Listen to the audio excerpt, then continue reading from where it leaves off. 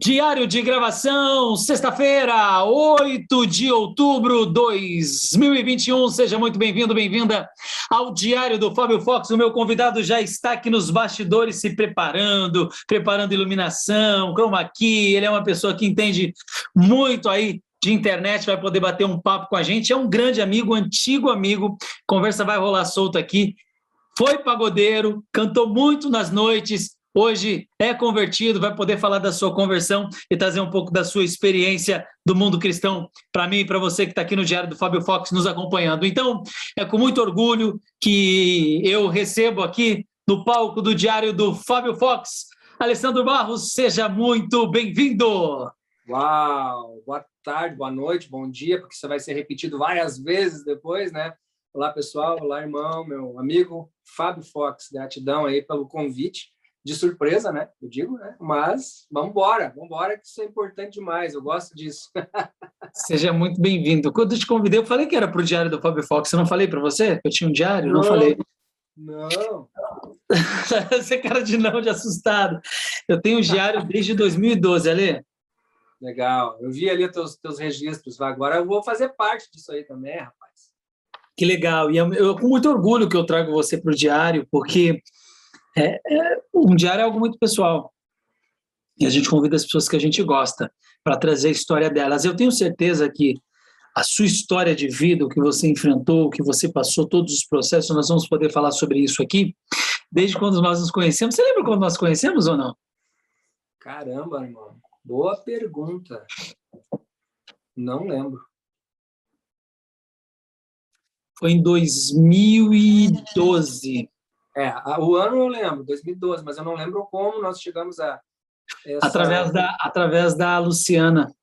Foi através da Lu, por causa do irmão dela, o Leandro Coppola. E aí apresentou a Lu Coppola, que te apresentou. Exatamente, boa. Falecida Luciana, né, cara? Morreu já. Com quantos anos ela morreu? 30?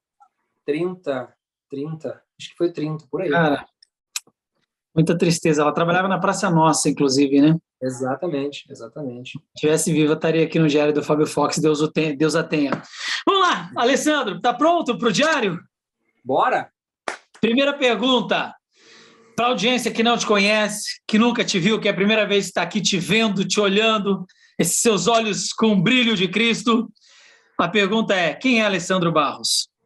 Boa pergunta. Eu gosto de dizer que, primeiro, né, agora, efetivamente, o Filho de Deus, o Pai, o Filho do Criador, né, com a identidade definida em Cristo, mas, enfim, Alessandro Barros, gaúcho de Porto Alegre, 40 anos, pai do Victor, da Isabeli, do Isaac, Victor com 8 anos, Isabeli com 5, Isaac com 8 meses, e marido da minha excelentíssima esposa, Carla Barros, né? Registrada em meu nome agora também, né? Porque isso eu não tinha feito ainda, uma vergonha, mas enfim, gaúcho de Porto Alegre, e morando agora atualmente em Alphaville, São Paulo.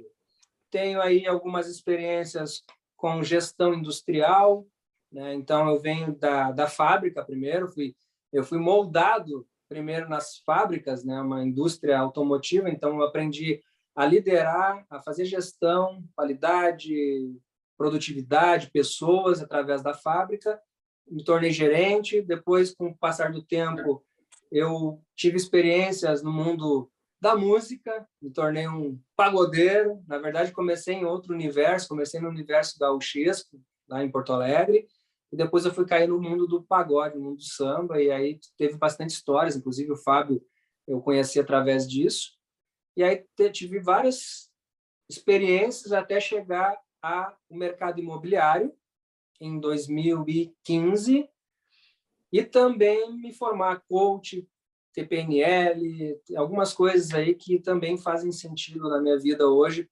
ferramentas humanas, né? E 2019, final de 2018, 2019, eu me converti, vamos dizer assim, eu conheci a Cristo. Então, eu sou um gaúcho, como eu falei, com um monte de coisas na minha vida, mas vivendo atualmente aí uma vida nova em Cristo, com a família e também estruturando outras vidas, estruturando outras famílias. Né? Sabe o que eu acho interessante? Quando a gente se conheceu, não tinha essa tecnologia que tem hoje. Você não falava com as pessoas por vídeo naquela época. Verdade. Aliás, o Facebook estava no início da sua jornada. O Facebook é 2008. 8. A gente tinha algumas ferramentas como o Messenger, né? Tinha Messenger na época. A gente falou muito por Messenger, que nem existe, mas existe. Não existe. Era quase um WhatsApp, né? Era quase um WhatsApp. Era quase que um WhatsApp. E sempre nos falamos, né? Muitos anos a gente se fala, mas a gente nunca se conheceu pessoalmente, Ale. Verdade. Estou lembrando disso agora. Eu fui no Sul, eu te avisei. Você estava em... Você não é de café, não, né? Da onde que você era do Sul? Eu falei que eu estava indo para o Sul. Eu fui, eu acho que no... Quando eu fui para Gramado, eu te liguei. Você falou, cara, eu estou a 3 horas de viagem e tal. Que ano que você foi? Que ano você foi? 2019? 2018. 18. Eu não me lembro qual foi a situação, mas eu viajava bastante pelo mercado imobiliário. Não me lembro se foi isso. Mas eu lembro que eu tinha compromisso na mesma semana que você apareceu lá em Porto Alegre, e a gente não conseguiu se... Eu te liguei falando que estava lá, né? Isso, a gente não conseguiu se reunir naquela oportunidade. Na verdade, eu acho que o seu caminho também não era Porto Alegre, eu não me lembro exatamente, mas a gente acabou não conseguindo se encontrar. E eu também tive algumas vindas a São Paulo e a gente nunca conseguiu ter um encontro, né, efetivo aqui, né? Exatamente isso. Eu vou para São Paulo em dezembro, eu vou passar aí, a gente já combinou, vou te ver em dezembro aí. Boa. Visitar pessoalmente. Mas naquela época que a gente se conheceu, você estava no pagode. Eu lembro que você estava liderando um grupo de pagode. Sim. E aí não deu certo, né? Na verdade, ele deu certo até onde tinha que dar, né? A gente tocou na TV, a gente tocou na rádio, a gente gravou música, mas eu diria que o peso maior é você conduzir pessoas que não estão com a mesma intensidade, a mesma intenção e a mesma vontade de vencer. Então, isso foi um denominador foi um fator, né, que levou o grupo depois a finalizar as atividades. Vocês consideram um cara intenso? E aí o motivo da minha pergunta é porque naquela época você já se dedicava, você era o que mais se dedicava ao grupo, você fazia o grupo acontecer. Você corria atrás das agendas, você fechava show, você ia atrás das rádios, da TV, você queria fazer. Estava tudo muito nas suas costas, eu lembro disso naquela época. E hoje você ainda tem esse hábito, e é um hábito, de assumir a frente, de ser um líder.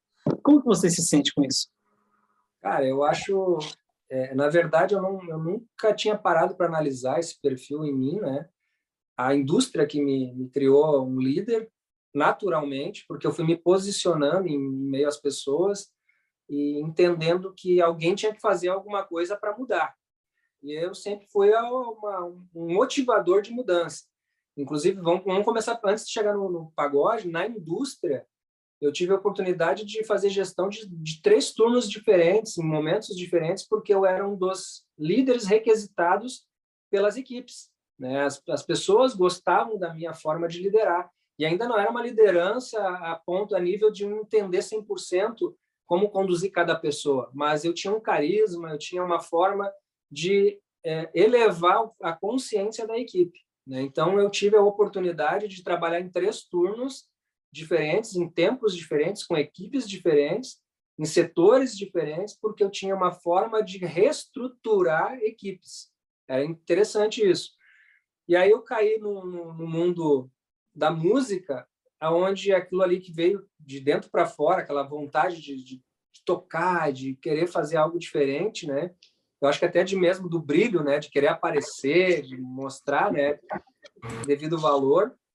Isso movimentou muito e trouxe de novo aquele cara da indústria para um grupo, só que um grupo de pagode. Então, assim, eu sempre fui o responsável de conduzir tudo, né? Eu sentia esse peso porque eu movimentava realmente a agenda, eu levava, eu fazia, eu trazia. E aí, no momento de passar isso para o grupo, nem todo mundo aceitava. Daí então, faz melhor. Você consegue fazer melhor? Você consegue trazer um resultado diferente? Então, isso sempre, para mim, fez muito sentido. E hoje continua fazendo sentido, né? Hoje, e eu diria que a melhor e a maior liderança eu comecei a fazer há 2 anos atrás, que é dentro da minha casa. Eu não fazia a liderança da minha casa. Eu não fazia a liderança da minha família. Eu era mais um líder fora do que um líder dentro. E quando eu comecei a fazer a liderança da minha casa, de um modo, eu estou falando de um modo sutil, né? A liderança positiva, né, junto da esposa, dos filhos, a casa mudou. Eu comecei a trazer o líder que só era líder fora para dentro, né, a inteligência de fora para dentro, conduzir a casa, né, ser um verdadeiro homem dentro de casa. Então, assim, a liderança, ela me acompanha desde a indústria, dentro de casa agora muito forte, e principalmente com esse novo projeto, com pessoas, transformação de vidas, de famílias. Eu e a minha esposa agora junto do meu lado, né, que eu nunca envolvi ela nas minhas coisas, então ela é uma líder hoje junto comigo, e faz muito sentido, sim. Eu sempre gostei de estar à frente, e eu sou muito intenso, como tu perguntou. Eu tô intenso, sou. Eu sou do tipo que veste a camisa e eu preciso de um resultado, eu preciso enxergar resultado, ter resultado. Eu nunca passo por cima de ninguém, né? Nunca ultrapasso valores, mas eu preciso de resultados, né? Então eu corro atrás deles mesmo. Você chegou a participar de alguns marketing multiníveis, né? Que ajuda bastante também. Na verdade, eu não cheguei a ser como é que se diz? Não é um usuário. Eu nunca cheguei a ser uma pessoa do marketing, mas eu investi no marketing. Inclusive, um dos que eu investi, eu acho que o único que eu investi realmente, foi onde eu tive um buraco muito grande financeiro, mas eu nunca entrei para... Eu já fui convidado, olha, eu vou te dizer assim, ó, 2 coisas que eu fui muito convidado e eu nunca exercitei, né? Eu fui convidado para ser líder de marketing multinível, porque eu sabia conduzir muito bem pessoas, falar muito bem, me postar muito bem. E o segundo, que daí eu só fui receber, mas não me envolver, que era na igreja. Todo mundo dizia assim, pô, tu pode ser um cara de Deus, conduzir pessoas a Cristo, aquela coisa toda. Só que eu tinha uma religiosidade muito impregnada em mim, né? Eu dizia, não quero saber esse negócio de religioso, não quero saber de igreja, tô doido, esse povo doido, tal, tal, tal. Então, assim, o marketing multinível eu nunca me experimentei como liderança. Creio que se eu tivesse experimentado como liderança e com a forma como eu me exponho, eu teria bom resultado se for um marketing multinível saudável e correto, como tem empresas hoje muito conhecidas, Herbalife, Renaudet, são empresas, sim, sérias. Eu concordo que são empresas sérias, eu concordo, né? E aí, depois, conhecendo Ainda bem que é ponto de vista, né? ponto de vista. Ainda bem que tem um documentário na Netflix, eu não lembro o nome, mas que fala sobre a Herbalife. Se você encontrar, depois eu te passo. Mas mostra o envolvimento deles na América Latina e o quanto eles destruíram a vida de algumas pessoas, né? É porque assim, o marketing ou a empresa são feitos por pessoas, né? O que é Herbalife, o que é Renaudet, isso aí são nomes.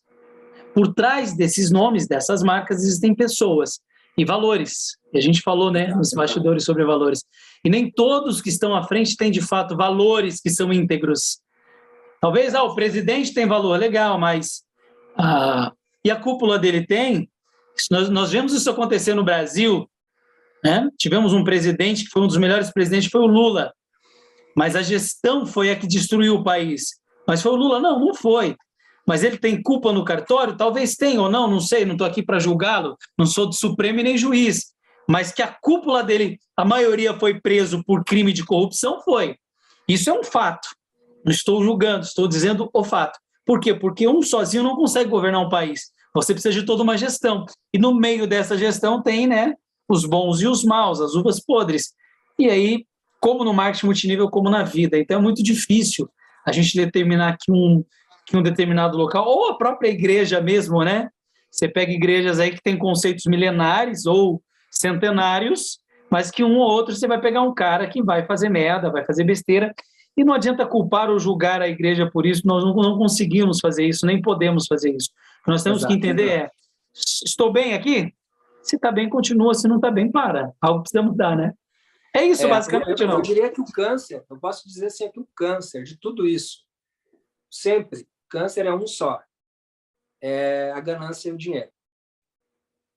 Porque quando você tem um envolvimento de pessoas por dinheiro, o resultado na ponta é dinheiro, vai ter rompimento, é difícil. Porque tudo que envolve dinheiro, o dinheiro ele revela o ser humano. Ele revela o ser humano. Então, assim, hoje, eu entendo, eu acho que eu te falei mais cedo, eu não tenho templo, não tenho igreja, não tenho pastor, eu não tenho uma denominação, porque eu entendo que aonde tem um templo, tem um CNPJ, tem um pastor, tem um sistema de dízimo, e isso leva à questão financeira. Né, a questão de princípios bíblicos, né, em Atos, né, onde a igreja orgânica se organizava para pregar, cultuar, não existiam templos. Inclusive, Cristo foi para a cruz para romper, rasgar o véu, não ter templo. Então, tudo que é construído pela mão humana para se ter dinheiro, em algum momento ela vai romper, ela vai aparecer. Raramente, eu não conheço sistemas, empresas todas, quando se envolve dinheiro, vai ter um ruído, vai ter alguém que vai puxar mais para um lado que quer só o dinheiro. Então, assim, eu fujo disso, né? Inclusive, liderando hoje algumas pessoas, eu procuro, não quero saber de dinheiro, não me manda, não. Já teve ideia assim, vamos montar um caixa para ajudar. Monta você, não bata nada na minha mão, porque onde tem dinheiro eu não quero me envolver. A banda, inclusive, grupo de pagode, tinha que ter um caixa do cachê. Quando envolveu o cachê, mexeu no bolso dos outros, rapaz do céu, é terrível. Então, assim, o dinheiro, ele é um fator, sim, determinante na sociedade aonde a gente conhece o ser humano, infelizmente. Então, assim, na política, nessas empresas de marketing multinível, na igreja, tudo que vai envolver dinheiro vai ter cobrança, vai ter desconfiança, vai ter. Então, é um problema bom, dinheiro, mas é um problema quando a gente está falando de estrutura, né? Então, eu prefiro fazer hoje a minha gestão, meu financeiro, baseados nas minhas coisas, eu e minha esposa, sem envolver mais ninguém, né? Porque é nossa, é a minha casa, é a minha família. Então, entendi 100% o que tu falou também. Eu não tenho um partido político, mas eu entendo também que houveram erros. A questão também de muitas coisas, né, da antiga gestão, a questão das famílias, a condução enfim, tem muitas coisas que estavam se perdendo também, não só a parte financeira, mas se a gente olhar para o contexto político, a gente para analisar, daí fica difícil de querer julgar, falar, né? Hoje está difícil, né? Tem alguém tentando e tem uma cúpula também que não está querendo ajudar, governantes não querem ajudar, então é sempre uma briga, uma disputa de poder, e aonde tem poder é porque tem dinheiro, né? Então esse é o problema.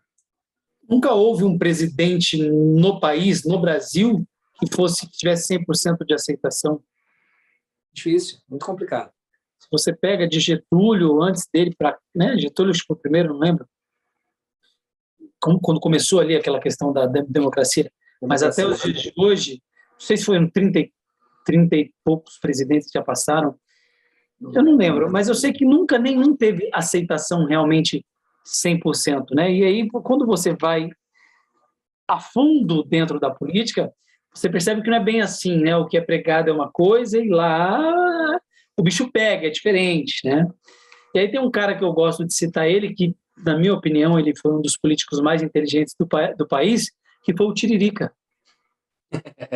O Tiririca, para mim, foi o mais inteligente, porque ele sabia que com 2 anos ele poderia se aposentar, ia ter um salário de 40 mil por mês sem precisar fazer mais nada, e no segundo mandato, o partido ainda deu um dinheiro para ele sair fora para o cara que é governante mesmo entrar. E ele saiu como bonzinho, então assim, ele saiu falando assim, olha, isso aqui não é para mim, é muito podridão, e eu prefiro lavar minhas mãos, né? Eu sou gente boa. Na verdade, não. Na verdade, não, né? Farinha do meu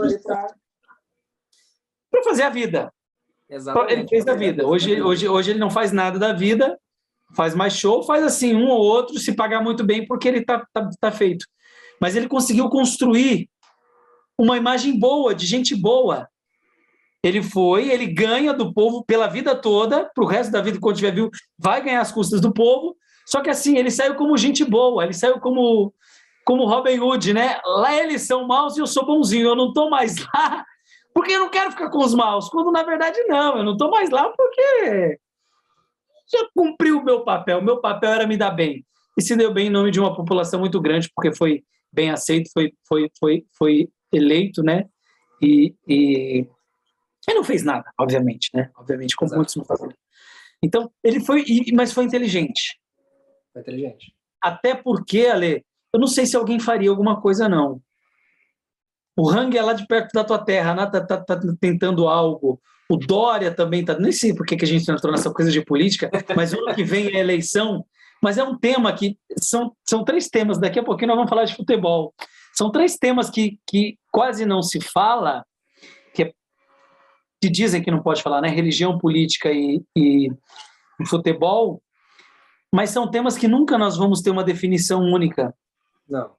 O que eu vejo hoje, e é muito fácil de perceber, nós estamos vivendo um cenário político. Eu não assisto televisão, sendo sincero, não assisto televisão, a gente assiste canais pagos de Netflix, as coisas para ver documentários, algumas coisas para as crianças, mas televisão efetivamente não. Mas quando você entra no YouTube, por exemplo, na parte de notícias, cara, para quem é neutro, eu sou neutro, eu não tenho, como dizem por aí, o político favorito e tal, mas, meu Deus do céu, cara, se a pessoa ela é tendenciosa a defender o esquerdismo, vamos ser bem dentro das linhas, né? Ela é esquerdista, como uma tendência comunista, né? Ela vai ver canais que, para mim, hoje, estão sendo pagos pelo lado esquerdo, que é o UOL, BBC News. BBC, Globo, Mano, Veja, Estadão. O UOL eu estou apavorado, não tem uma notícia nenhuma favorável ao presidente atual. Nenhuma. É todas bomba em cima dele, bomba em cima de bomba, bomba. Não tem uma assim, hoje... Mas você sabe por quê, né? Sim, porque ele cortou lá a questão também da... Ele tirou muito dinheiro desses caras. Eles estavam vivendo às custas do povo brasileiro. Toda a mídia viveu às custas da população brasileira. E agora que não tem mais esse dinheiro, vamos atacar quem tirou da grana, pô. Não tem o que fazer, porque eu vou falir. Então, tem um propósito, tem um porquê. Só que aí tem um detalhe. Aí, as pessoas não são bobas. Porque é muito escancarado. Né? Se houvesse até assim, um pingo de moderação, mas não. É muito nítido que é uma bronca, né? E as pessoas estão acordando. Eu também não assisto, não tenho nem paciência para ver. É apelativo, chega a ser vergonhoso, né? As notícias são... Eu não tenho nenhum partido, não tenho nada, nem contra e nem a favor o presidente Jair Bolsonaro. O que eu tenho um respeito. Ele foi eleito, ele está lá, ele é o presidente, então ele merece respeito. Exato. Ele merece respeito. Ele agora, está todo um sistema, né? Agora, se vão colocar ele novamente lá ou não, eu não sei. Exato. Eu não sei. Mas que ele está lá, que foi eleito, que é o presidente, que precisa ser respeitado, precisa. Exato. Ele tem que ser respeitado. E esses canais não respeitam. Então, se esses canais não respeitam um presidente que foi colocado ali por uma nação, imagina o que esses canais... Então, assim, são escrupulosos. É uma vergonha. É vergonhoso, cara. Você assistir BBC, você vê o UOL, Estadão, Veja e Globo... Cara, é vergonhoso.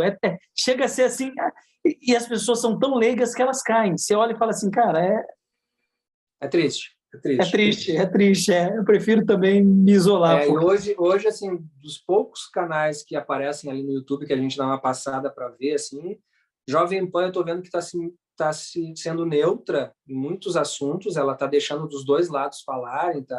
Ela tem, inclusive, comentaristas dos dois lados, um que não gosta do Bolsonaro, outro que gosta, outro que não... Então, todo mundo na mesma mesa.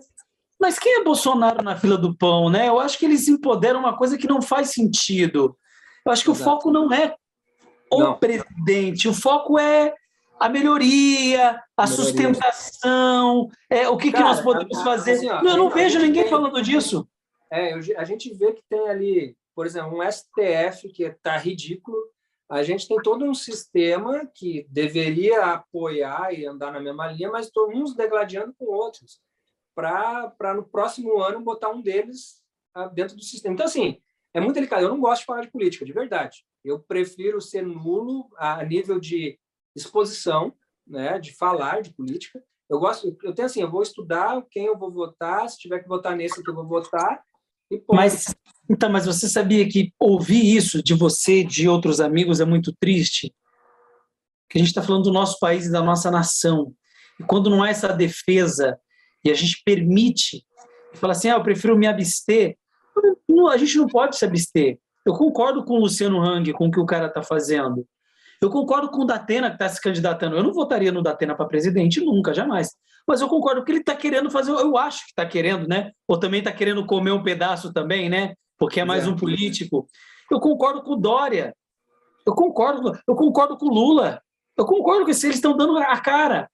O que eu não concordo é com a safadeza que existe por trás disso e a manipulação. Mas quando o cara vai lá dar a cara para fazer, eu concordo. Se você chegar agora e falar assim, Fabião, você é presidente, cara, eu concordo. Pelo menos alguém está querendo ir lá e fazer alguma coisa. Agora, se vai entrar ou não é um outro assunto, e mesmo entrando, se vai ou não fazer, também é um outro assunto. E não tem como. É impossível prever que vai fazer.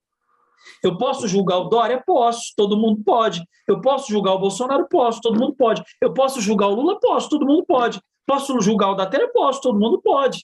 Agora, eu não sei se o cara realmente, qualquer um desses, ou outros que sejam, eu nem sei também, vai entrar e vai fazer. Porque pode o jogo mudar. O Bolsonaro entrou e não contava com uma pandemia. E entrou pandemia. E aí parte a pandemia, parte tem o egocentrismo dele, parte tem a mídia que bate. Então tem um monte de fatores que não depende só do ato do cara. Aí o cara peidou, ele peidou, não pode um presidente peidar. E aí se cria esse monte de fake news e de coisa. E, cara, não, peraí, não é isso que eu quero saber. Eu quero saber o que essa semana ele está promovendo dentro do que ele tem de autoridade como um presidente, e que realmente vai implantar, que será benéfico para a humanidade. Mas ninguém para enxergar isso porque fica olhando a novela que é criada. Isso é novela. Bolsonaro e Lula é novela. É cena do próximo capítulo, do João que namora a Maria e está com a Tereza, e a Maria vai chegar e pegar a porta aberta e ver a Tereza lá. Isso é legal. Isso foi implantado pela própria Rede Globo desde quando começou a novela, quando chegou nos anos 60 no Brasil a televisão. Então, hoje a Globo está bebendo do próprio veneno que ela mesma construiu. Olha que louco isso. É uma alienação, né? É uma alienação travestida, né? Que não dá, o povo não se dá conta e esquece do restante, esquece de tudo que está na volta para viver uma novela, viver um drama, viver alguma coisa.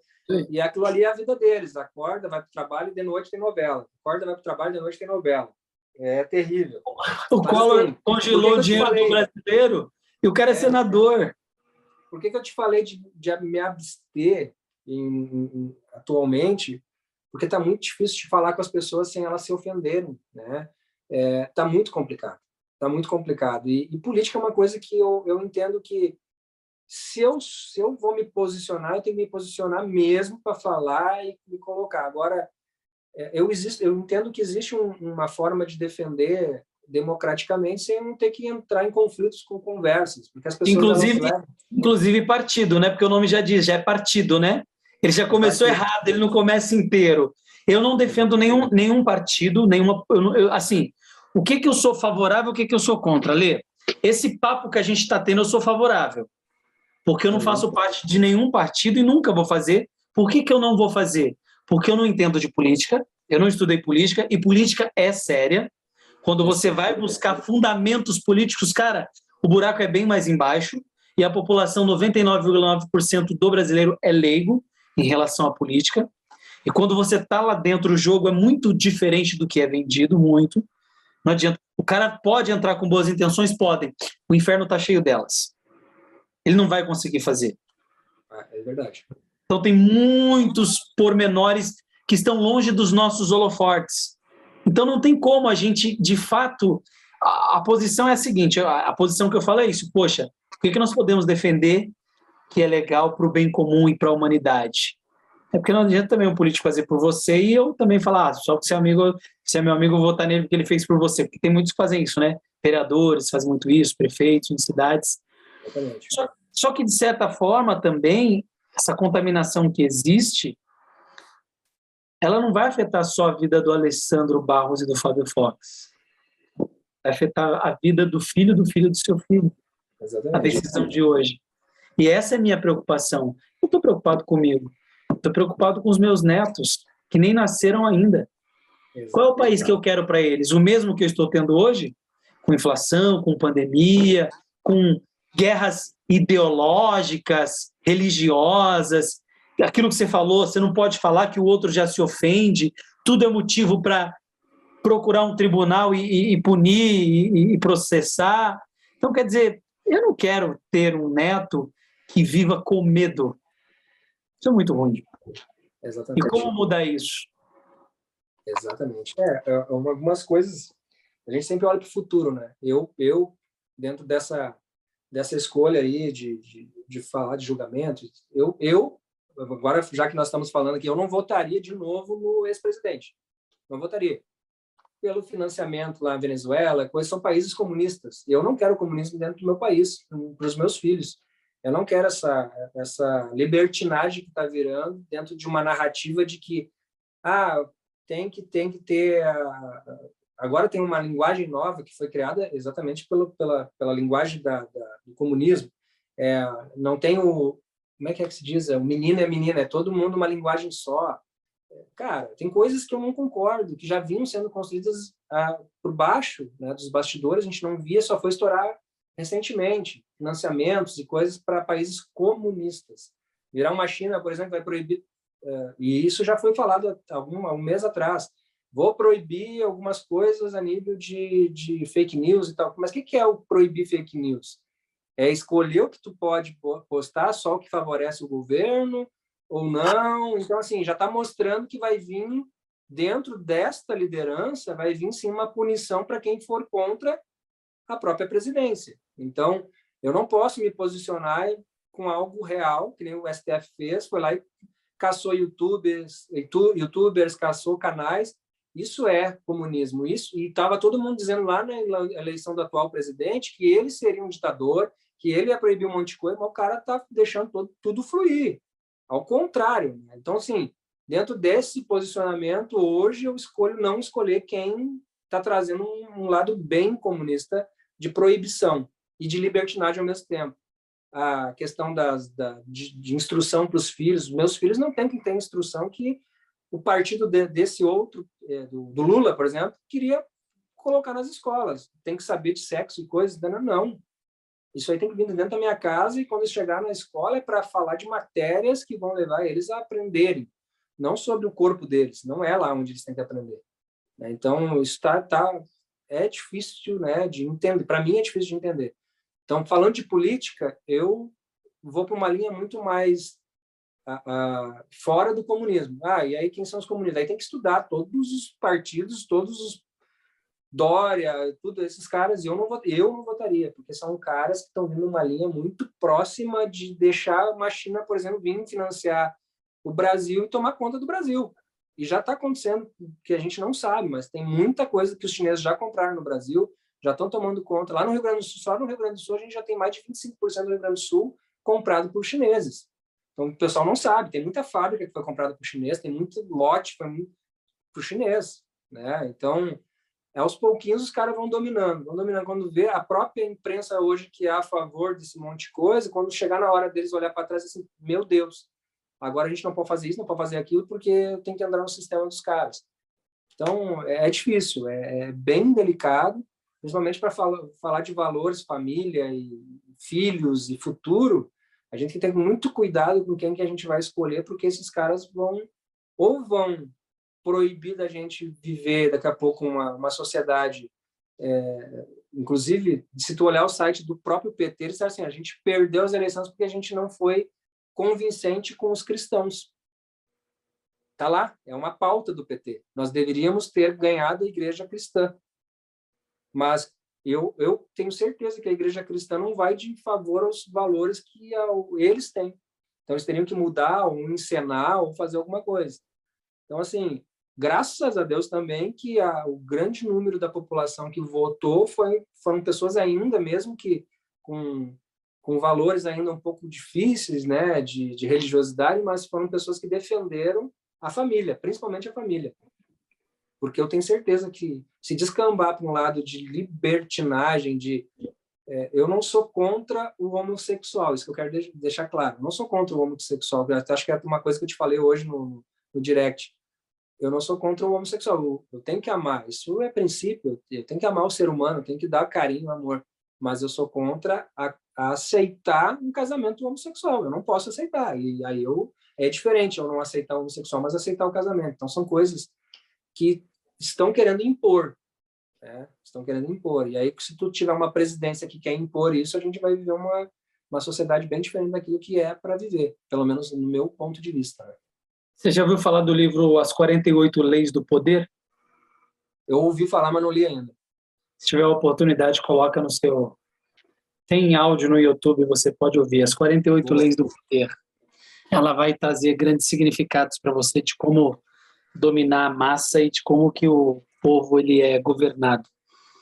Né? Pão e circo. E aí tem um documentário também que fala sobre a história do Brasil, muito interessante.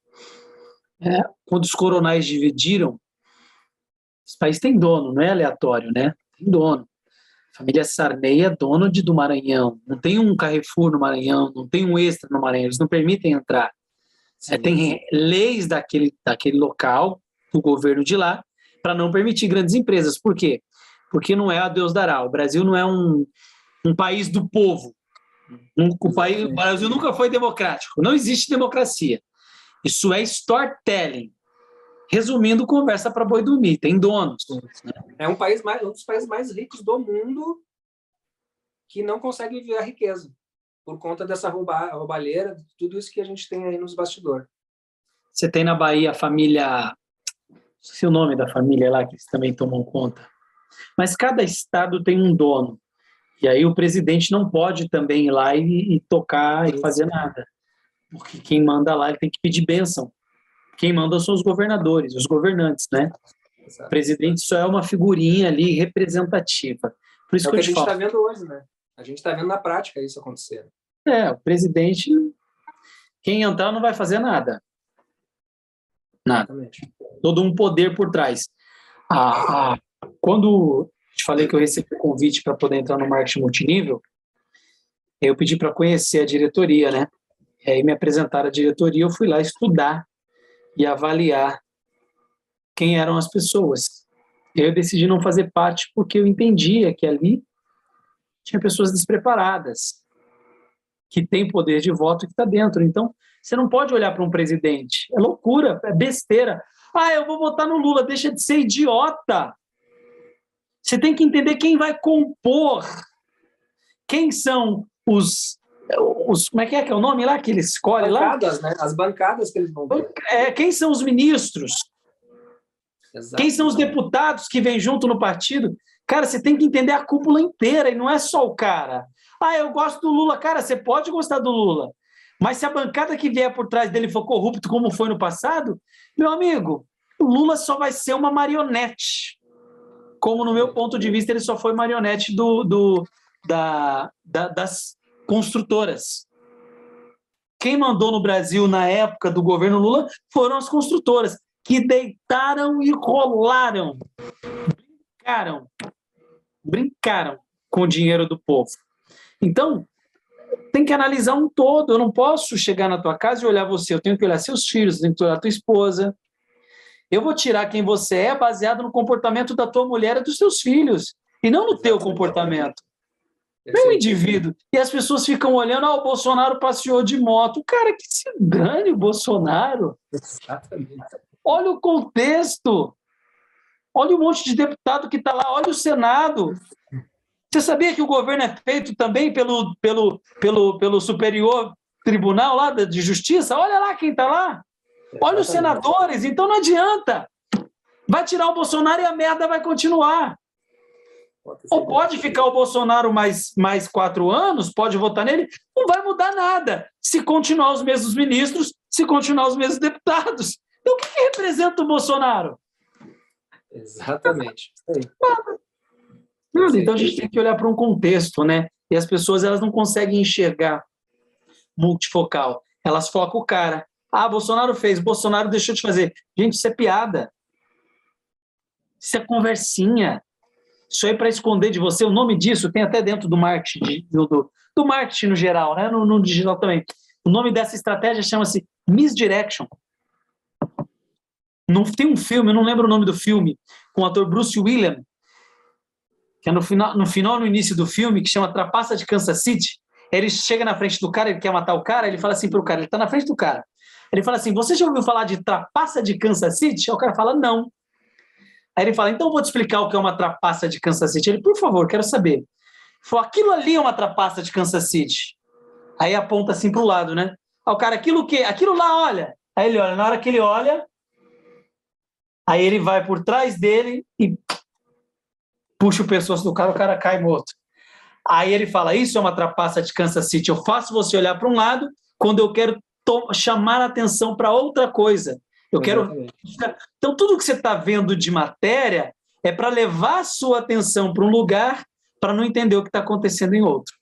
É isso que acontece nas mídias e fake news. Então, você não assiste TV, você não está perdendo absolutamente nada.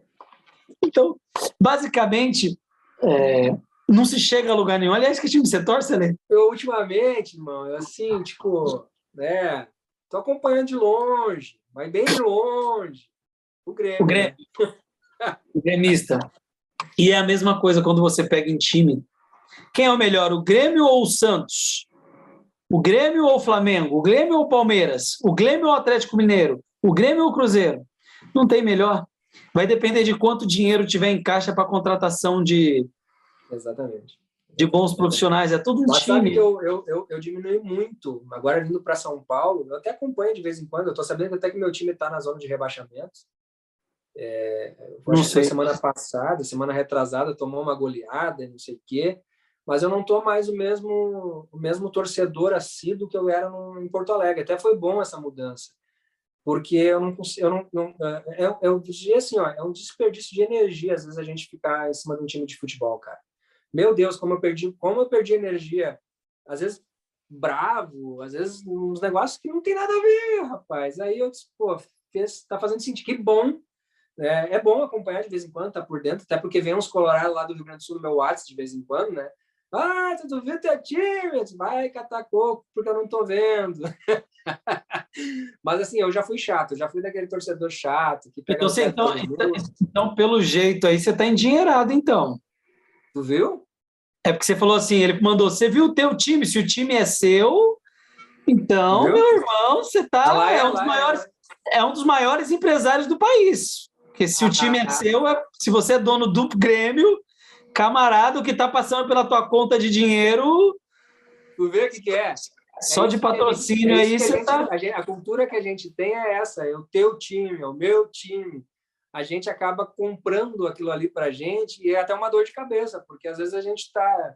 Teve uma época que o Grêmio foi rebaixado e na final, contra o Náutico, não lembro que ano que foi isso, eu tava mal em casa. Minha mãe... Não foi contra o Corinthians esse jogo?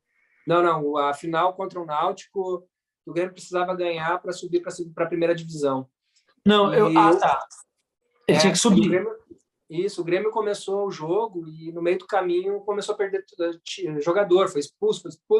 Aí minha mãe disse que eu passei... A Carla disse, na época, estava comigo também, ela disse assim, tu estava começando a ter febre, tu começou a ficar mal no sofá e porque, tipo, sabia que se perdesse ali, o Grêmio ia continuar na segunda divisão e ia cair todo mundo de pau em cima dando risada, né? E o Grêmio, eu lembro até hoje, só alguns flashes, assim, eu realmente estava mal no sofá e daqui a pouco saiu um gol do Grêmio, que foi o gol libertador do Grêmio. Eu fui pra rua gritar que nem um doido. Passou a febre, passou dor, passou tudo. Era outra pessoa, né? E a minha mãe disse, olha o nível de fanatismo que tu tinha naquela época. Isso é muito delicado, muito, muito complicado.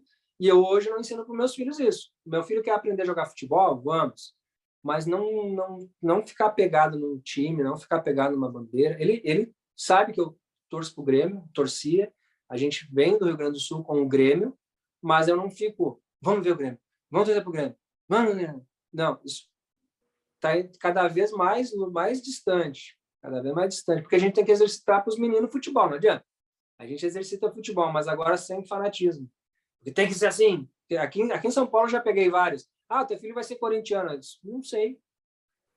Isaac é novinho, sei se vai ser corintiano, se vai ser São Paulino, se vai ser palmeirense. Ele nasceu aqui em São Paulo, a tendência é que se eu não estiver mais exercitando um time de futebol como eu exercitava o Grêmio, a tendência é que ele escolha algo diferente aqui, mas se ele escolher o Grêmio, legal, porque está trazendo da raiz dele olhar para o Grêmio lá e de vez em quando assistir um jogo de futebol e faz sentido. Agora, viver fanatismo, que nem eu já estou acompanhando aqui vizinhos brigando de janela com janela, aqui palmeirense brigando com São Paulino e não sei o quê. Eu disse, não quero isso para meus filhos. Ainda bem que eu acordei para isso, né? Acordei low tarde, mas acordei. Né? Então, assim, hoje eu busco que seja entretenimento, mas não seja um vício. Que seja entretenimento. Hoje vou olhar, tem um jogo do Grêmio, vamos olhar, vamos. Perdeu, legal, perdeu, tá tudo certo. Ganhou, tá tudo certo, tá bom. E porque até aqui foi legal, porque é constrangedor. Eu queria gritar, Grêmio gritar em Porto Alegre. Não tem. Então, assim, não faz mais sentido eu ficar gritando. Não tem mais Colorado para pegar no pé, não tem. Então, antes era mais um negócio de gremista com Colorado. Hoje aqui... Não é nem o time, né? Já se tornou algo pessoal, né? Não é mais nem o time. Algo pessoal. E aqui eu não conheço ninguém. Os vizinhos de prédio aqui, se eu gritar, ninguém me conhece mesmo. Então, para que eu vou gritar? Então, deu tudo certo, irmão. Tá bom. E foi acabando. Teve jogo aí que eu nem acompanhei. Eu fiquei sabendo depois, pelo que eu fui pesquisar ali. Estava no YouTube, apareceu. Eu não assisto. Não dá para parar o meu tempo. O time tem que pagar uma bagatela financeira aí para eu parar a minha vida, o meu tempo, para poder assistir qualquer tipo de jogo, seja do Brasil ou de qualquer time. E nesse bate-papo contigo, eu já criei 2 produtos. Eu vou lançar um produto para quem é religioso. Cara, religião faz mal. Se você está sentindo que a religião está limando a tua vida, vou criar um produto para isso e vou criar um produto para futebol. Se você sente que você é fanático, viciado, isso está te prejudicando, vou vender, cara, 2 produtos eu já criei hoje aqui, cara. E se eu injetar, eu vou ficar rico, porque no Brasil, o que tem de gente fanático por time de futebol, por religião, que prejudica as suas vidas, meu camarada. Verdade. 2 produtozinhos aí que vai dar venda boa, hein? É bom. Mas é sério, isso é muito sério. Isso tem estragado muitas pessoas, né? É o cultismo, né? É cultuar deuses, né? Cultuar o político, cultuar um time de futebol, cultuar um pastor, uma igreja, um templo, cultuar. Mas isso é enraizado, né, irmão? As pessoas têm na época de Moisés, quando Moisés sumiu 10 dias, morreu, bora fazer um bezerro. Então isso está já enraizado, não vai mudar. O ser humano quer alguém para seguir, para ser líder, né? E aí nós temos alguns exemplos agora, e eu quero trazer a tua experiência de um desses exemplos, que foi o trabalho que você fez com o Pablo Marçal. Quero trazer aqui para esse encontro. Você chegou a trabalhar junto com ele, né? Prestar serviço. Na verdade, ele foi um cliente, né? Eu atuei dentro da Casa Digital, La Casa Digital, no resort do Pablo. Ele como cliente, né? A gente teve mesa assim, de estratégia, mas eu nunca trabalhei diretamente para ele, mas ele como cliente, a gente atendendo áudio, vídeo, a parte toda cinematográfica, a televisão, tudo. A gente tinha 3 containers lá com o pessoal de áudio, vídeo. Era uma televisão real, assim, era como se fosse um estúdio, para ti que já trabalhou em estúdio de televisão, com corte, com editor de áudio, de vídeo, diretor de áudio, diretor de vídeo, todo mundo caminhando junto. E sim, eu tive esse contato. Hoje, morando em Alphaville, a gente tem contato com todo mundo que trabalha com ele, inclusive, né? Eu tenho contato com pessoas que vivem com ele, são hoje discípulos, né, que mora praticamente, ou vai na casa dele, convive com ele. Então, tem amigos que estão dentro da casa dele. Então, sim, tem um contato mais próximo com o Pablo Marçal, né? Não diretamente, que é um cara restrito, ele escolhe com quem ele quer falar, então ele tem mais isso, né? Para tu estar no núcleo dele, ele tem que te escolher, ele escolhe com quem ele quer andar, mas eu ando com as pessoas com quem ele anda. Então, boa parte eu conheço aí do Pablo Marçal através das pessoas que estão com ele, né? Você teve algumas reuniões com ele, encontros diretos? Sim, lá no resort. E eu não sei, eu tenho dentro do... Porque existe também dentro do digital os fofoqueiros de plantão, né? E um amigo que também trabalha com digital disse que o primeiro La Casa Digital foi um sucesso, fez muita grana, né? O investimento foi alto, não lembro se estava na casa de 1 ou 2 milhões e retornou 37 milhões. É baixo, é investimento baixo, não é alto. É um investimento bem baixo perto do Você que ele estava no faturou. primeiro ou no segundo? Eu fiz o segundo agora. Então, mas o segundo disse que não deu um faturamento tão alto assim quanto o primeiro.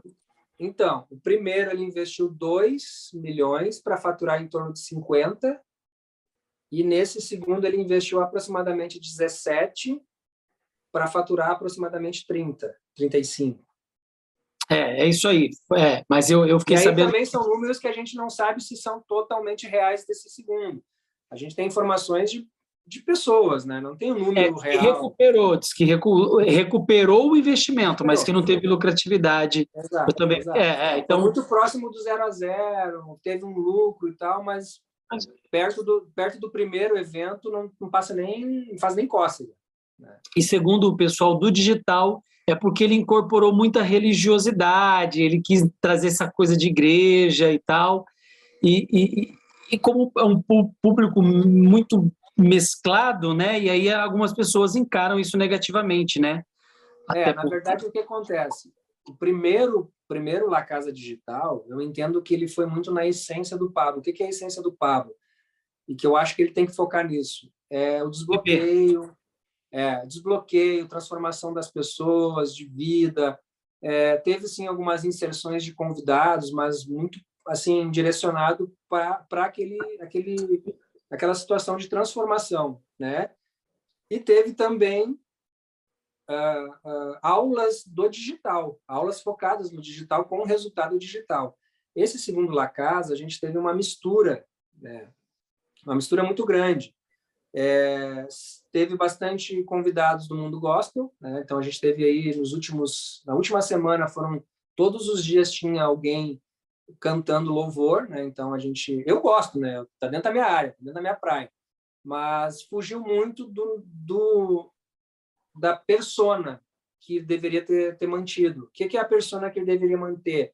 A pessoa que está com dor em casa, que tem um bloqueio com paternidade, com maternidade, com casamento, com não sei o que, era para focar nisso, em cima dos participantes, trazendo os participantes para os desbloqueios, aquelas guerras que ele faz, segura no corpo, grita e bota para fora, e não sei o quê, e também mantendo a linha do digital, que é os desafios de monta um site, faz uma venda, tinha que ter esses dois focados nisso.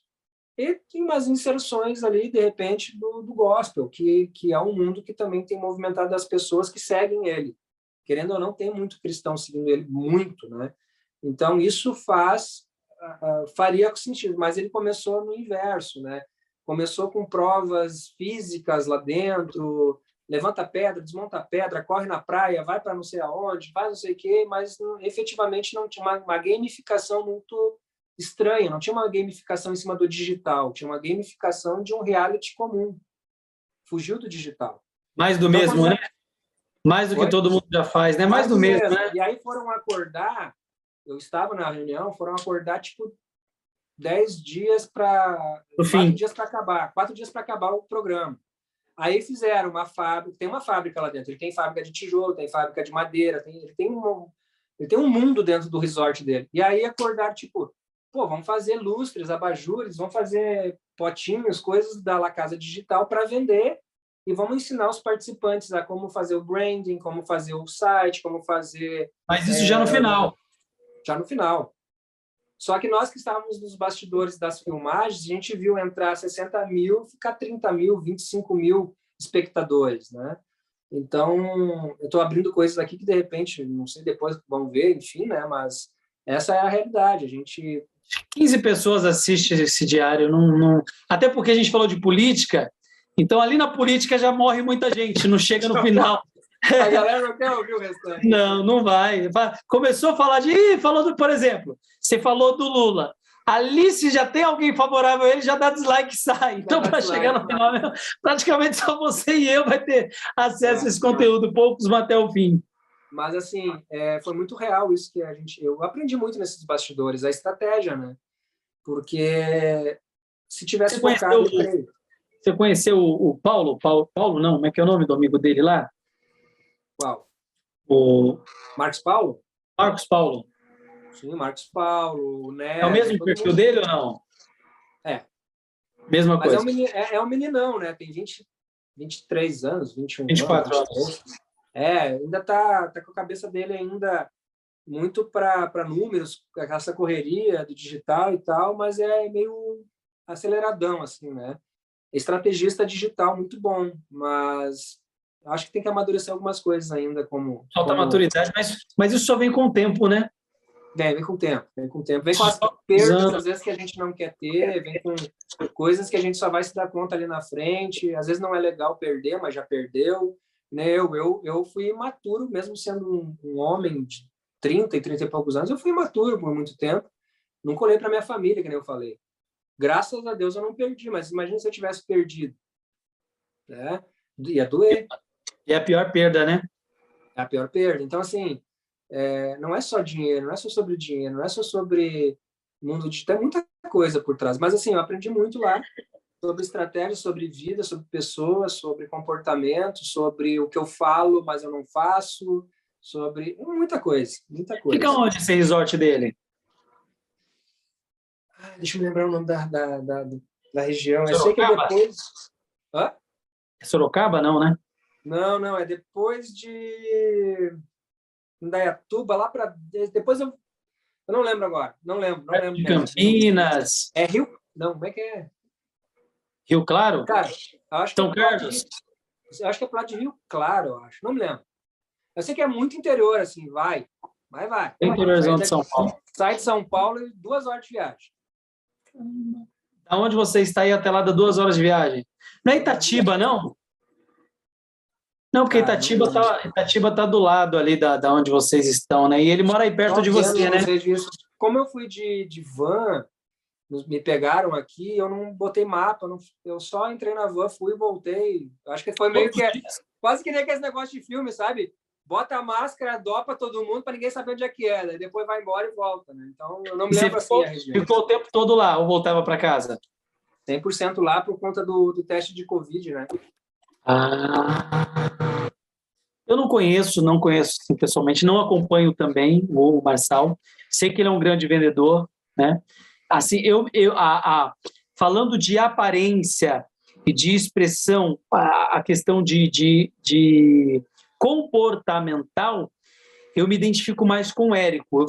No Érico eu vejo mais, não diria transparência, né? É porque o Érico traz o arquétipo do cara. Eu te disse o que é. Sabe o que é isso? É que o Érico, ele tem um produto e ele vende aquele produto, ponto. Ele tem clareza na comunicação daquele produto, 6 em 7, ponto. O Pablo, ele começou com desbloqueio, passou para o digital e aí fez uma mistura e a gente não sabe mais o que ele é. Mas que é um grande empresário, que é um baita de um vendedor, Ele está na linha ali do Edir Macedo. Claro que ele não chega nem a unha do Edir Macedo, né? Ele é um empresário que ressurgente aí, né? Veio desse remanescente novo do digital e, por ser muito inteligente, está usando isso ao seu favor, né? Consegue manipular muito bem a grande massa. Ele, o Macedo, o Paulo Vieira, eles estão ali na mesma trincheira, né? De trazer essa coisa de desbloqueio, espiritualidade. Tem a Elane Eurives que segue essa mesma linha também. E as pessoas estão carentes disso, né, Ale? Então, na verdade, assim, a gente, quando para analisar cada um dos players, cada um vai ter o seu formato, vai ter um público destinado para aquilo ali. Eu vejo o seguinte, o Edir, vamos pegar primeiro o Edir é um pastor, então ele fala para a igreja, ponto. Então, ele cresce no sentido de igreja. Né? É igreja, né? Ele montou aquele negócio dele, ele vive aquele personagem a vida toda e ele tem um sistema lá dele, e eu posso falar, tá?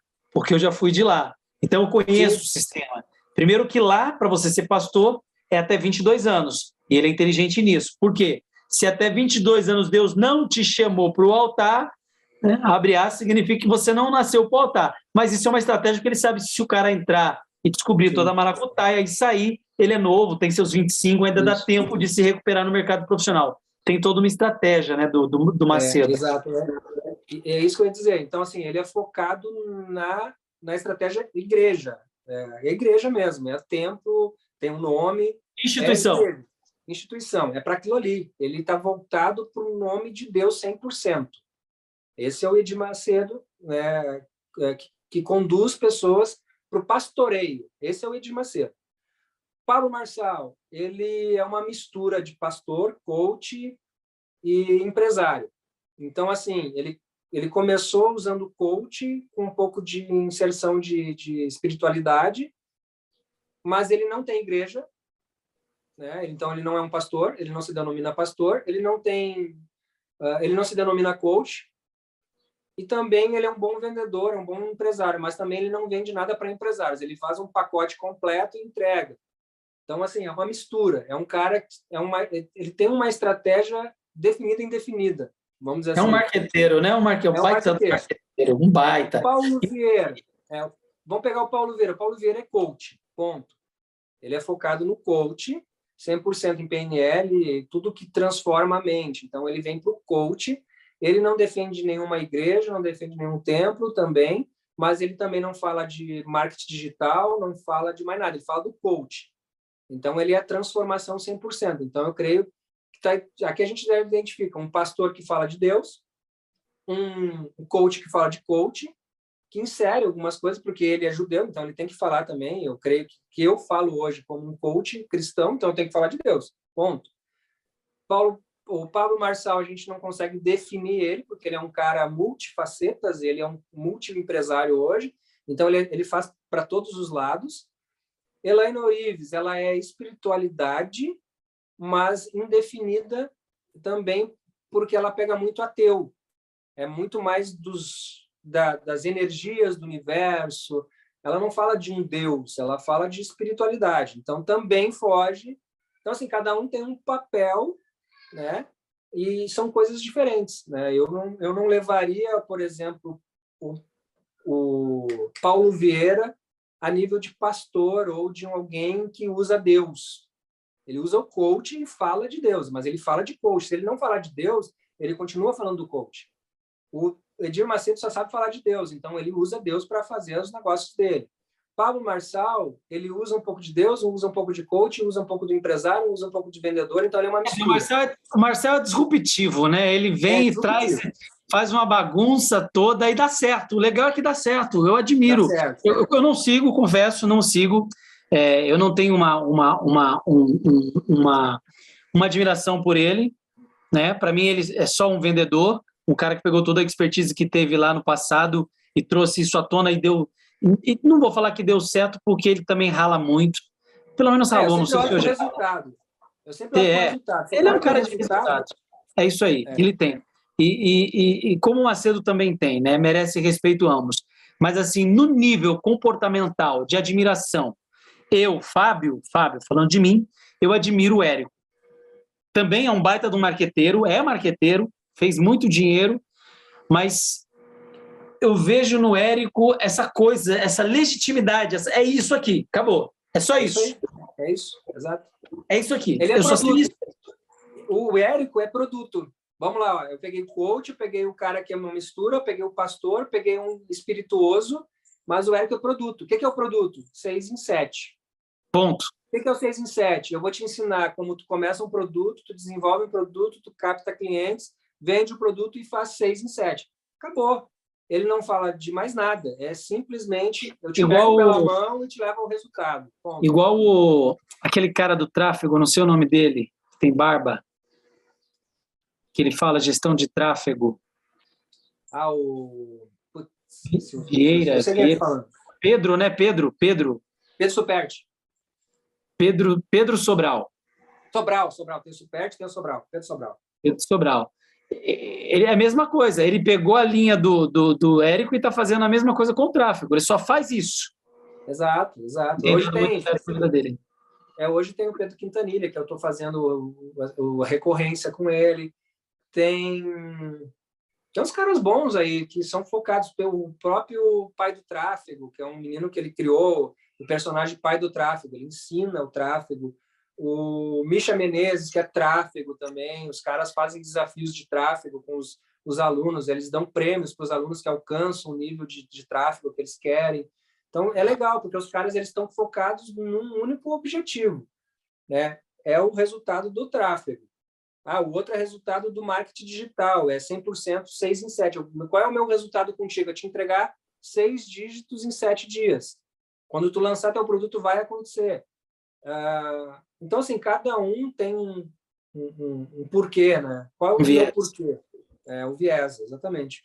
Quem que você admira hoje, esses caras aí? Dos caras, cara, Paulo Vieira, pela legitimidade dele. Deixa eu ver quem mais, cara.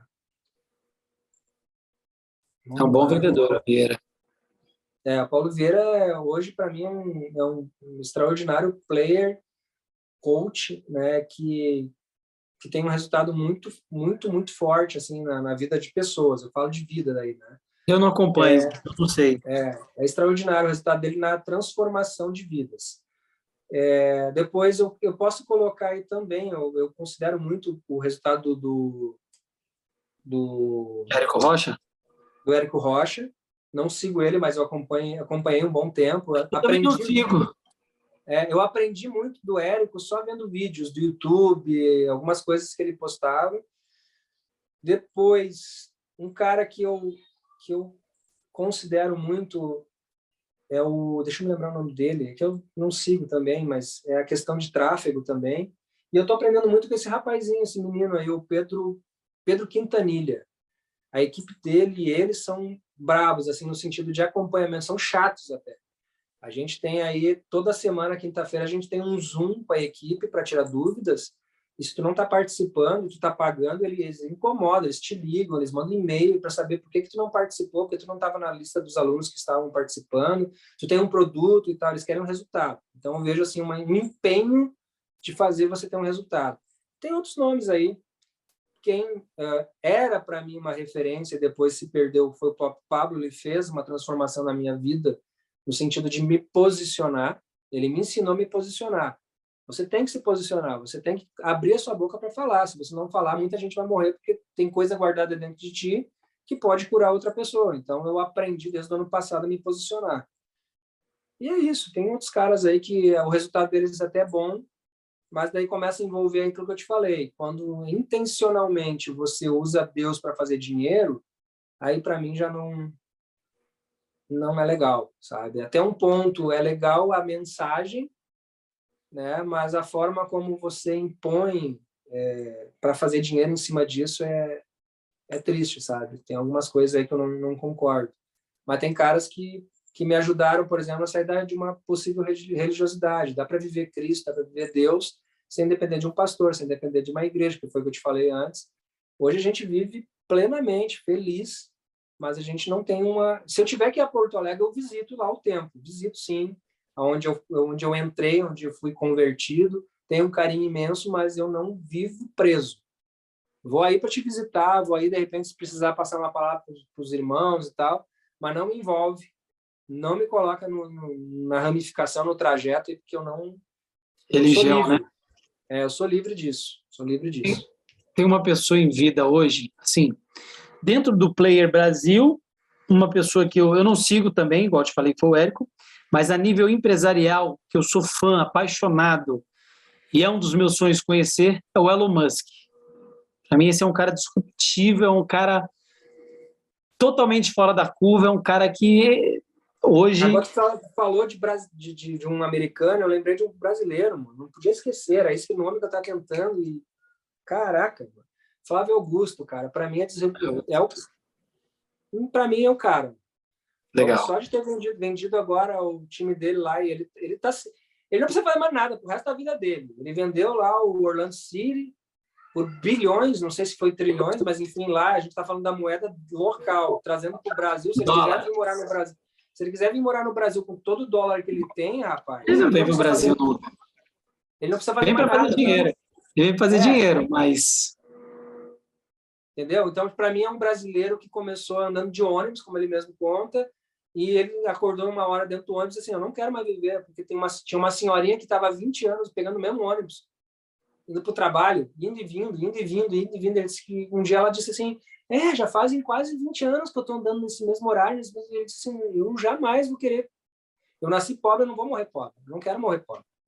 e tomou a decisão de crescer e hoje é o que é. Então, assim, de brasileiro, para mim, agora tu fez eu lembrar, recordar, tu falou do Elon Musk, mas a gente tem uma referência brasileira que, para mim, é extraordinário, só pelo valor que o cara tem de equity, de coisa, de indústria, de empresa, de crescimento, compra, vende, vende, compra, sai, entra, sai, volta. O cara é muito inteligente, muito disruptivo. Mas acompanho também o Elon Musk, que é um cara que também é extraordinário. Esse foi Alessandro Barros no Diário do Fábio Fox. Ale, se fosse o seu último dia de vida e você tivesse que deixar uma mensagem de impacto no mundo, qual mensagem seria essa? Qual mensagem de impacto para o mundo? Cara, para mim, seja o mais verdadeiro possível, o mais humano possível, o mais amoroso possível e, principalmente, deixe frutos de verdade. E eu, por exemplo, estou deixando bons frutos, né? Eu vou, mas os meus frutos são os meus filhos e eu sei o que eu estou plantando na vida deles, no coração deles, para um mundo melhor lá na frente. Então, eu deixo um legado, deixe o seu legado, que o seu legado seja positivo, seja um legado de amor, o meu legado de amor, hoje, né? Eu fiz essa pergunta para o entrevistado, chamado Marcos Lansnaster. Sabe qual foi a resposta dele? Não faço ideia. Eu nunca parei para pensar nisso, Fábio. Eu trabalho tanto que, cara, se eu tivesse que morrer hoje, nunca parei para pensar na morte. E aí tem uma conjectura chamada memento mori, que é lembre-se da sua morte todos os dias. Então, todo dia que eu acordo, eu agradeço. Toda noite, quando eu vou dormir, eu também agradeço por aquele dia. Agradeço por mais um dia e agradeço por aquele dia. Todos os dias eu faço isso. É praxe na minha vida. Lembrando do memento mori, que hoje pode ser meu último dia. E ele falou que ele nunca tinha parado para pensar. E aí eu fiz essa pergunta, ele parou, ficou quase 30 segundos assim, pensando, e aí deu a resposta dele. E sabe o que aconteceu? 15 dias depois ele morreu. Eita, Jesus! Tô falando sério, ele morreu de Covid, cara. 15 dias depois da entrevista. Eu fiquei chocado, eu fiquei uma semana mal. Porque eu assisti o vídeo e falei, cara, o cara 15 dias estava aqui comigo na tela. E eu perguntei para ele se fosse o último dia de vida, ele falou, cara, eu nunca parei para pensar nisso porque eu acho que eu vou viver tanto. E 15 dias depois o cara estava morto, irmão. O cara passou correndo a vida toda e nunca parou para se analisar. Vou te mandar esse vídeo para você assistir. Que doideira. É louco isso ou não é? Eu diria que um tempo atrás eu não pensava sobre isso, não. Sobre a morte? Não sobre a morte, mas deixar pelo menos bons frutos. Eu tenho que deixar um resultado aqui, eu tenho que deixar bons frutos, né? Os meus filhos, principalmente, têm que, se eu partir, meus filhos têm que saber quem foi o pai, quem foi que ajudou eles a crescer e... Você já tem um diário ou não? Não. Já? Não, diário não. Então, eu já fiz o diário, porque assim, se eu morrer, minha filha pode ir pro diário. Vai lá pro diário e olha lá que a vida tá toda aqui, cara. Desde 2012, obviamente, né? Bom. Mas olha só, esse vídeo aqui, ó. Esse vídeo aqui, ó, que eu quero mostrar para você, ó. Reinvenção do rádio, capelania.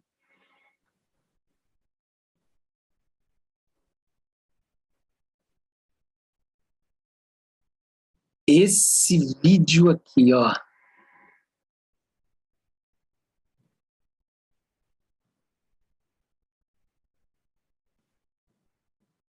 Caramba, cadê o vídeo do Marco? Tá aqui, ó. Capelania, reinvenção, varejo, Jesus o Bom Pastor, Dubai, tráfego, imagem é tudo. Esse vídeo aqui, ó.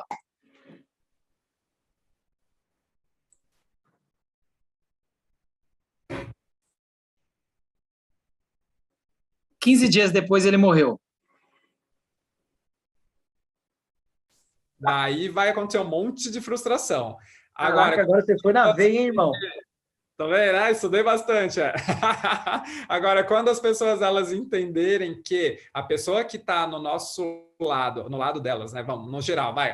Quando a gente escolher uma pessoa para ficar ao nosso lado, consciente do que ela está fazendo ali do nosso lado, daí sim a coisa anda, né? A roda gira.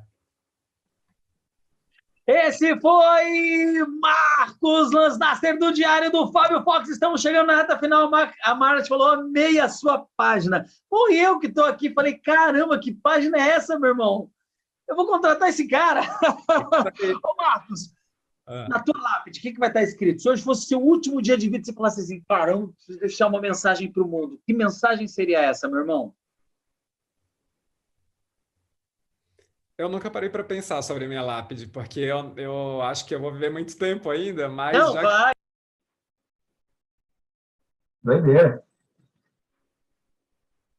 Ale, eu nunca parei para pensar porque eu acho que eu vou viver tanto tempo ainda. 15 dias depois o cara estava morto, irmão. Doideira. Como é que pode isso?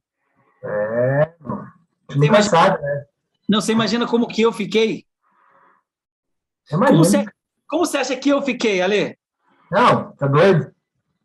Não, como você acha que eu fiquei quando o cara me ligou e falou assim, ó, o Marco morreu? Falei, hã?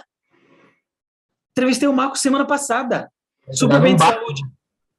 Pois é, Fabio, pegou Covid, foi para o hospital, internou e não voltou. 2 dias. Eu falei, não. Você tá de sacanagem. O Marco, Fábio, acabou de falecer. Falei, velho, eu falei com o cara semana passada. Eu gravei aqui, ó. Ele falou, eu vi a gravação. Falei, não acredito. Que doideira. Eu fiquei mal da cabeça. Isso aí me deixou mal da cabeça. Agora fico com medo de perguntar para as pessoas. Mas pera lá. Já passou mais de 60 pessoas no Diário, mais de 60 entrevistados, bem mais de 60 amigos. E para todos segue um processo que é quem é você, história da tua vida e no final o teu legado, se você fosse morrer. Para todos eu fiz a mesma pergunta. Se fosse o seu último dia de vida. O Marco foi o único, eu não ia saber. Se eu soubesse, tivesse bola de cristal, eu ia falar, Marco, o que vai estar escrito na tua lápide? Que doido. Louco, né, Ale? Louco. Memento mori. Depois disso, da morte dele, 15 dias, isso foi em junho. Todos os dias eu lembro disso, desse acontecimento, dele falando, eu acho que eu vou viver tanto tempo, 15 dias depois ele estava morto, que, cara, eu vou dormir, obrigado por mais um dia, não mereço, mas agradeço, e acordo mais um dia, obrigado, tamo junto. É isso. É o agora. É o agora. Obrigado pelo seu tempo. Tamo junto. Foi uma experiência. Valeu o bate-papo. Eu acho que muito bom mesmo. A gente aprende a cada dia, a cada diário. E estamos juntos. Se precisar de alguma coisa aí, dá um alô. Estou sempre por aqui. Tamo junto. Obrigado pelo convite. Obrigado mesmo. Um abraço. Na tua lápide, o que vai estar escrito? Na minha lápide?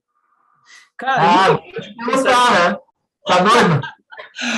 Na minha lápide, cara, boa. O feitiço veio contra o feiticeiro, eu vou lembrar desse vídeo. Cara, na minha lápide ia estar escrito o seguinte, cara, viva com respeito e morra com dignidade. Boa. Simples assim. Viva com respeito e morra com dignidade. Todos os dias eu vivo com muito respeito. Respeito a Deus, respeito à minha família, aos meus amigos, respeito à vida, principalmente.